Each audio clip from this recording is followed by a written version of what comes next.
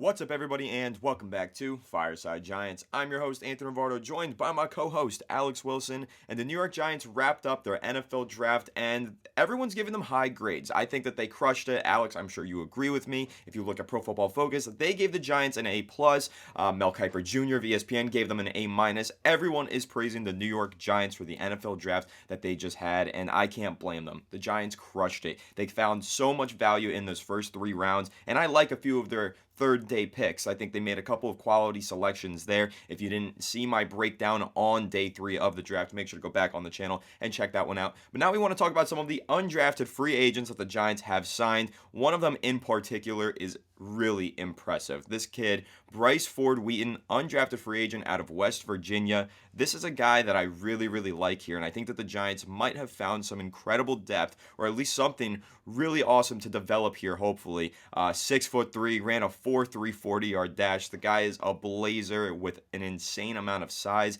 and speed combination. Really like Bryce Ford-Wheaton, so we're going to go ahead and break him down and discuss a couple of the other undrafted free agents that the Giants have signed. But before we do, make sure to leave a like if you do enjoy this episode. Subscribe to the channel if you're new. Ring the bell so you don't miss an episode. But without further ado, Alex, how are you doing today, my friend? And what are your thoughts on Bryce Ford-Wheaton, undrafted free agent out of West Virginia?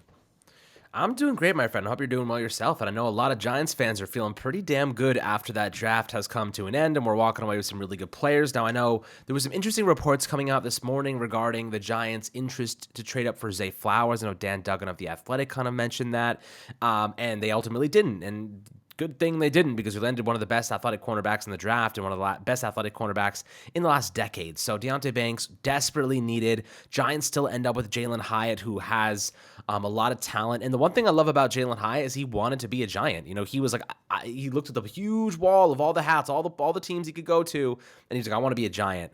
And he ended up going there. That's really awesome for him. And the Giants obviously got a player who wants to be here. He wants to work. He obviously thinks he's a lot better than what some of the scouts believe, because he did drop to the 3rd round. So there's a reason for that, but he wants to prove everybody wrong. And he was so happy that the Giants gave him that opportunity. And he's got a chip on his shoulder now. So hopefully he can start to expand on that and really take advantage of this opportunity. But, you know, some of the best players you ultimately get come in the undrafted free agent territory. As you guys know, the Giants have found a lot of really nice gems in the past. An obvious one is Victor Cruz.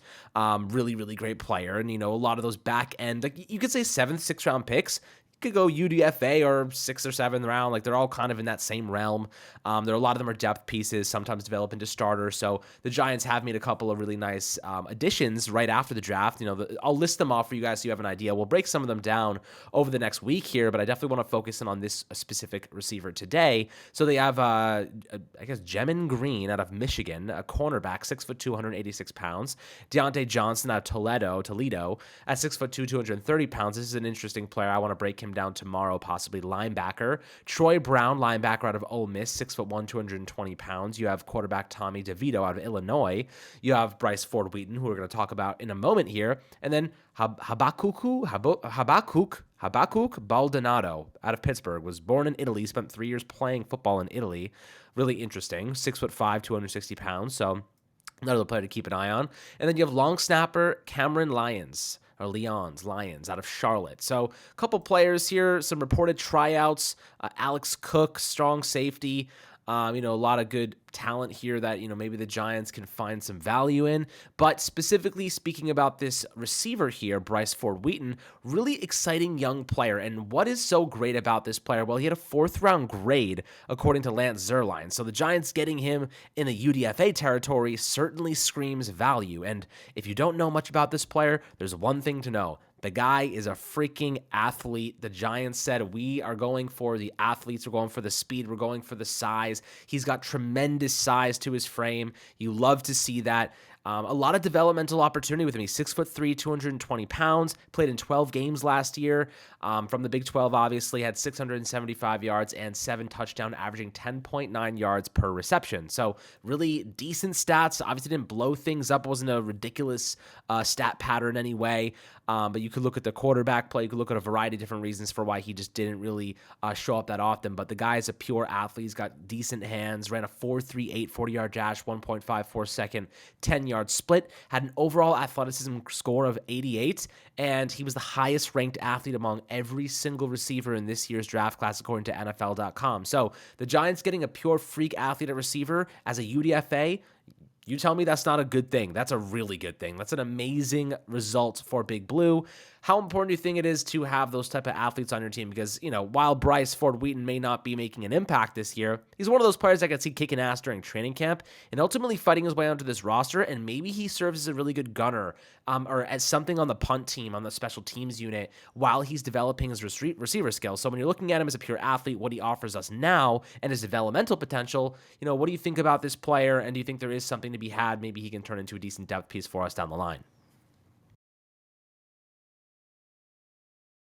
Yeah, I mean, when you're asking me what I think of him as a pure athlete, he is arguably the best athlete on the New York Giants. I mean, 6'3" with that kind of speed, that's something that's very rare to find. And that's what I like about undrafted free agents. When you're looking in those late rounds, 7th round, or in the undrafted class, I think it's very important to find athletes, guys who have all of the tools to be something special. Because when you're drafting certain players for athleticism, their ceiling is always going to be higher than some of those more athletically limited guys. So going into undrafted free agency, that's a real crapshoot. Probably none of those guys are really going to make a solid impact. You might find one or two players in the undrafted free agency market every offseason that has a chance of really competing for a roster spot and making an impact. So when you're looking for those guys, you have to get plus athletes. And this guy is a plus athlete. Of course, Bryce Ford-Wheaton out of West Virginia. He went undrafted, but he's a plus athlete, arguably the best athlete at the wide receiver position in this draft class. And again, I just think when you look at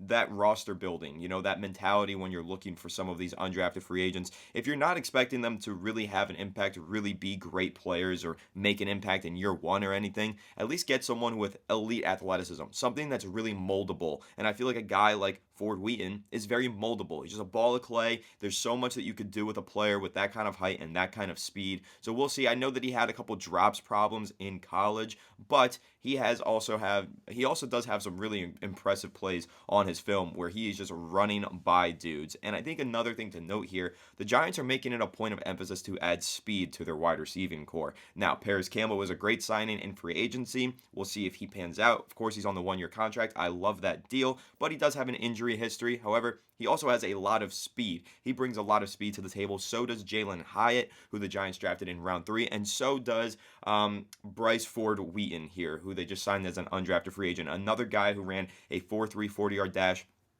has a ton of speed, and could potentially, as you mentioned, make an impact on special teams because of that speed. Speed kills, and the Giants are very much looking for speedy players at these skill positions. Of course, even taking a look at Darren Waller as well. Darren Waller being one of the fastest tight ends in the NFL. So speed has been placed with a massive emphasis this offseason by the New York Giants. I really like this undrafted free agent signing. Again, not saying that he's going to project into some starting role or make some massive impact in this upcoming season. However, he should be able to make some sort of an impact on special teams or otherwise, and see how he's able to perform there and hopefully develop into one of those back end of the roster guys. But Alex, what do you realistically see with a lot of these undrafted free agents? When you're looking at them, I don't have the biggest expectations for these guys. Again, I like getting these athletes because they have a chance to develop into something. But what do you really realistically expect most of these guys to land? Do you think that any of them that stand out in particular could compete for roster spots? I mean, look, the majority of NFL rosters are composed of UDFAs, right? Like most teams have a lot of UDFA players on the back end of their roster, filling out depth positions and hopefully competing for starting spots. Now, I really don't think that a lot of these pan out as normally would assume. Most of these players aren't going to be that good. Most of these players are going to falter. They're not going to end up on the roster, but you have to look at some of them and say, okay, athletic profile is a good kind of gauge to say, all right, at least this player has upside. And I think that that's what the Giants kind of did among every single one of their draft picks, right? They went for pure, clear-cut athletes, guys that have speed, guys that have size, guys that have upside as a pure just human being, some things that you just can't teach, which I think is super essential when it comes to success at the next level. At the very least, they're moldable pieces. You know what I mean? At the very least, you have something to work with. You have a really nice, tangible skill set that you can mold and refine over the course of a year, a couple of years, the course of a rookie contract. In the past, the Giants would go after guys that just weren't that athletic. You know what I mean? mean? Like, of course, like Saquon Barkley was an exception for that. I mean, you could say like Dexter Lawrence is an exception for that. But a lot of their players that they drafted were not the fastest. They were not the strongest. They, were kind of just scheme fits or like players that maybe Gettleman or the coaching staff fell in love with, which is okay. Like that, teams do that and have success with that model.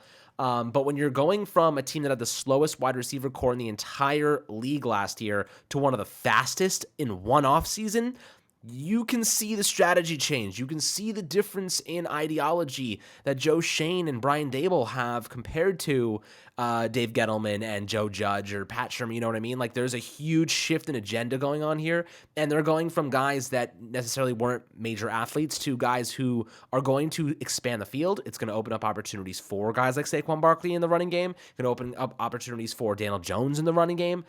It's going to really just open up the offense entirely. You cannot, and the thing is, Jalen Hyatt's cool because he actually works out of the slot a lot. So you have a guy that has like legit 4.3 speed, is what Joe Shane said. Like legit 4.3 speed, even if his 40-yard dash wasn't like elite by any means, but his game speed is a lot better. If you watch his tape, you'll see that. Having a guy like that with that type of speed out of the slot is really fun, really, really useful. And then you have Darius Slayton on the boundary. You have Darren Waller at the tight end position. You have Wandale, who's pretty quick. He's more quick and agile than fast.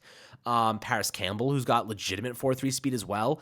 The Giants added speedsters to this team because ultimately last year, defenses stacked the box against us, stopped the run, and then made us one-dimensional. And then we had no choice. They just locked us down. We stacked the box, and our receivers weren't good enough and weren't fast enough to beat their cornerbacks. Now we have that type of speed where if they stack the box on us and they play single high safety, you can run Darren Waller up the seams. You can run Jalen Hyatt up the seams. You can run Darius Slayton down the boundary on a 9 route. You can exercise these strengths of these receivers on these vertical concepts, these crossing concepts, and speed equals separation a lot of times. You know what I mean? Like, I think that's something that ultimately, like good route running and speed equals separation. I think that's kind of like a general equation you can follow for the receiver position. Speed generally equals separation, I'd say, unless you have like ridiculously athletic cornerbacks, which luckily we do with Deontay Banks and Adoree Jackson. But, other teams, you look at James Bradbury, speed kills him. We've known this for a long time. James Bradbury is not a man coverage corner for that reason because he cannot cover speed, but he's a phenomenal zone coverage corner because he's very good with his vision, keeping things in front of him. The Giants obviously run this man coverage scheme, which predicates a lot of attention toward athleticism when it comes to the cornerback position. But if you look at the receivers, the offense, and you look at where Mike Kafka comes from, right? He comes from an offense that is built around athleticism. Look at Tyreek Hill, freak of nature athlete. Mecole Hardman, freak of nature athlete. Travis Kelce, ridiculous athlete. Patrick Mahomes, wild athlete, and then you look at the Bills, Josh Allen, one of the best athletes in the game, Stephon Diggs, ridiculous athlete. A lot of these different things apply, and the Giants have not followed that athletic profile because you can coach athletes, you can coach speed, you can coach route running, you can coach these things, but you cannot coach players, you cannot get the most out of players who are limited physically. And the Giants have been drafting players that have been limited physically for a very long time. So they've hit their ceilings. There is a ceilings, and their floors, maybe their floors are a little bit higher because they have better IQs or whatever it might be. But I think that athletic profile offers you a higher ceiling and it offers you a higher floor as well, because at the very least, you have guys that are going to run fast and run and be strong and offer you so many different variables you can expand upon at the next level. But the Giants now have that level of talent that they can mold. They have guys that are coachable, and I'm going to knock on wood a big time right now, but a lot of the guys that they drafted in this draft class are healthy, and they have healthy histories too, and that's something to keep an eye on, because you look at guys like Jordan Addison, and I love Jordan Addison. He has a health history. Zay Flowers has a health history. JMS has been traditionally healthy his career. Jalen Hyatt, healthy, I think, for the most part. I'll have to double check on some of them, but you look at Deontay Banks, another guy that's been traditionally healthy. That's a big variable that is kind of gone under the radar. These players are coming out from full contributing seasons at their respective collegiate levels, respective colleges, and doing a great job. So I think that that's something to keep an eye on.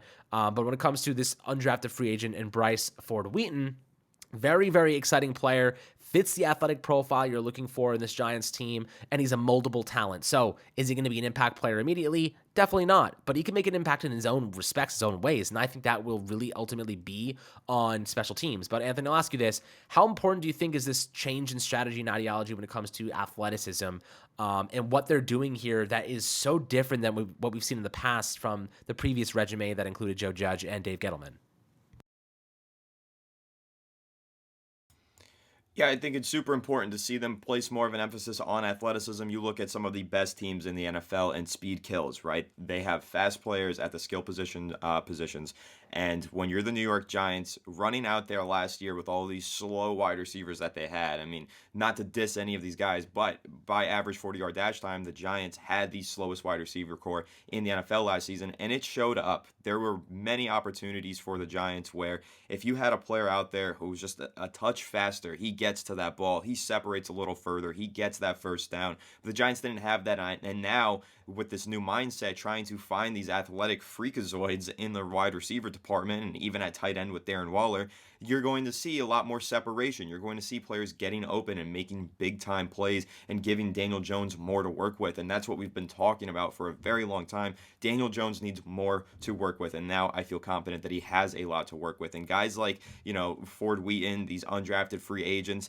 they can make an impact. And another underrated impact that they can make that I want to throw out there is that they can help a lot on the practice squad. The practice squad really does serve a very useful purpose, because when you're looking at, let's say we've got a matchup this week. Miami Dolphins are up. Tyreek Hill and Jalen Waddle are out there. Okay, well, our cornerbacks need to get ready to face some really fast wide receivers. Let's throw Ford-Wheaton out there. Let's have him run really fast to try and emulate what those really fast Miami Dolphin wide receivers do. So that's kind of another valuable aspect of these undrafted free agents. They do make an impact because they make your other players better. Your starters. Let's say the Giants have been facing, a specific type of running back or a specific type of linebacker in an upcoming week. Well, if you have someone on your practice squad who can kind of emulate the athleticism of that player, then that helps you practice and prepare, and ultimately makes the entire New York Giants team a better team. So I think there's a lot of value to draw from getting these really, really athletic guys